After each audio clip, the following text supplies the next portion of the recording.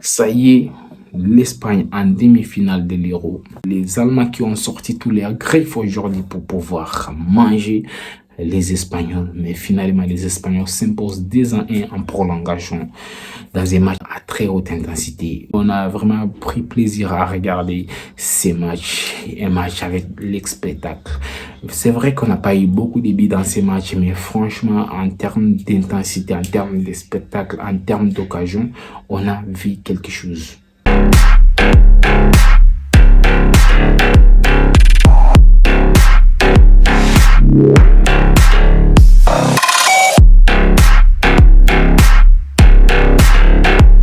Bonsoir à tous, j'espère que tout va pour le mieux pour vous. De mon côté, ça va très bien. Bienvenue sur la chaîne Soccer Time.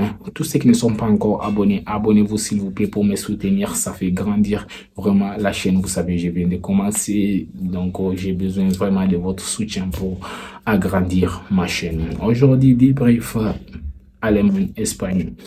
Un match incroyable, un match avec une intensité de folie jusqu'en prolongation. On a vu les deux équipes n'ont pas du tout lâché. Les deux équipes étaient là, coup pour coup. Il y avait d'ailleurs beaucoup de fautes. J'avais l'impression de regarder les matchs de la Copa América, mais finalement, les Espagnols, c'est incroyable ce qu'ils viennent de faire parce que les Espagnols qui commencent très bien leur match, mais dans ces matchs, c'était vraiment très compliqué de tous les deux côtés. Ça jouait à très haute intensité. D'ailleurs, il y avait beaucoup de fautes dans ces matchs. Pedri qui sort à la 8e minute, taclé par Toni Kroos. Toni Kroos. Je ne sais pas si Florentino Pérez qui t'a envoyé de venir assassiner notre petit. Toni Kroos, je ne sais même pas quoi dire quoi.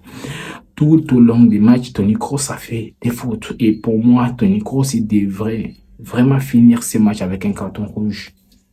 Il a fait des fautes pendant tous les matchs, les mecs. Il était en retard pendant tous les matchs. Et Pedri qui sort et qui rentre, Dani Olmo qui fait vraiment mal à cette équipe d'Allemagne. Dani Olmo, waouh, quel joueur. Il a sorti aujourd'hui, tous ses griffes, il a sorti aujourd'hui une performance de malade mental. Je vous vois venir parce que j'avais fait une vidéo sur Dani Olmo en disant que Dani Olmo n'a pas du tout le niveau de jeu au Barça. Et moi, je maintiens toujours ma position. Et je vois que Dani Olmo, ce sont des joueurs comme Ferran Torres, n'a pas le niveau de jeu au Barça. Mais force de dire aujourd'hui, il a sorti toutes ses griffes aujourd'hui. Il a sorti une très bonne performance face à cette équipe d'Allemagne. Et d'ailleurs, c'était lui l'homme de match, si je ne me trompe pas. Il a fait vraiment trembler cette équipe d'Allemagne. Et de l'autre côté, Jamal Musiala qui dérange comme d'habitude après la rentrée de Florian Wirtz aussi, qui est venu embêter cette équipe d'Espagne.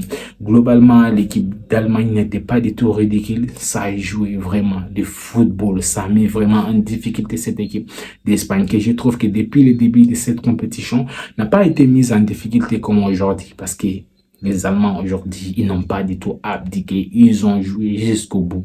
Jusqu'au bout. Et résultat, vers la fin du match, ils ont égalisé pour revenir en un but partout. À ce moment-là, je me suis dit que waouh, là, l'Espagne va tomber dans ses travers. Parce qu'il y avait plus les ailiers qui vont très vite sur le côté. À ce moment-là, Nico Williams était sorti. Lamine Yamal aussi, il était déjà sorti.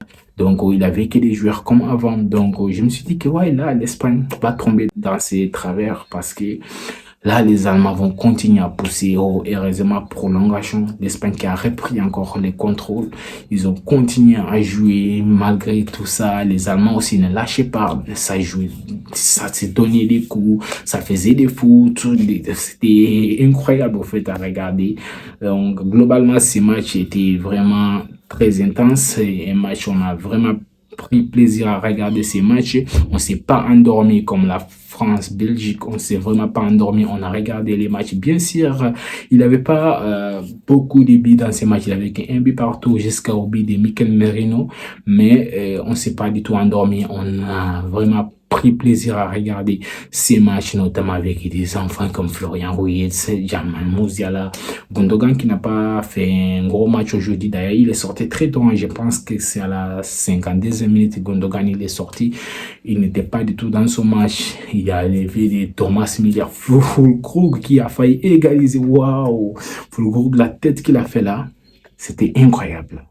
La tête a été sensationnelle, mais heureusement que Unai Simon était là.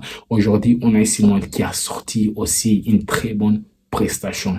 Unai Simon, c'était un gardien que moi, je n'ai jamais confiance à ces gardiens, mais aujourd'hui, il m'a fait mentir parce que aujourd'hui, la prestation qu'il a livrée, c'était incroyable parce qu'il a fait des parades de malade mental. Il a fait de très grosses parades aujourd'hui. Il a fait de très grosses parades. Et heureusement qu'il était là parce que l'Espagne, à un moment donné, ils étaient vraiment en difficulté. Mais les gardiens étaient au rendez-vous. Les remplaçants aussi, ils étaient au rendez-vous, notamment Mikel Merino, qui était bon. Et dernièrement, lorsqu'il était sur les côtés, tu as l'impression que les gars là, c'était un ailier. Il passait tout. En fait, il était incroyable. Oyarzabal, que je n'ai pas du tout trouvé bon dans ces matchs. Mais finalement, les Espagnols, ils ont fait le travail. Et Mikel Merino qui vient marquer dans les tout dernières minutes, à la 119e minute, qui vraiment assomme les Allemands. Les méchants sont tombés et c'est fini. Les Allemands sont éliminés. Mais franchement, je salue aussi leurs prestations parce qu'aujourd'hui, les Allemands n'ont pas du tout abdiqué. Ils ont joué le football aujourd'hui. Ils ont montré que, waouh, nous aussi, on peut avoir la possession. Nous aussi, on peut leur faire mal. Et moi, je salue ça parce que ils ont vraiment eu du courage de jouer face à une équipe d'Espagne qui a toujours la possession. Et je pense que globalement, les Allemands, ils ont plus la possession.